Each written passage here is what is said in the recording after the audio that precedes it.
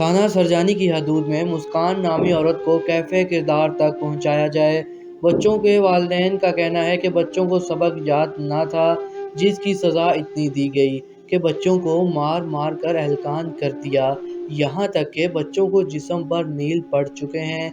जब बच्चों के वालिदैन उसके दरवाज़े पर गए और उससे पूछना चाहा कि हमारे बच्चों को किस वजह से तशद्दुद का निशाना बनाया है, तो उस औरत ने घर का दरवाज़ा ना खोला, उल्टा दरवाज़े के अंदर से शोर-शराबा करती रही और कहती रही कि अगर मेरे खिलाफ़ कोई भी दरख्वास्त दी तो आपके लिए अच्छा नहीं होगा, मेरे ताल्लुकात बड़े-बड़े लोगों से है।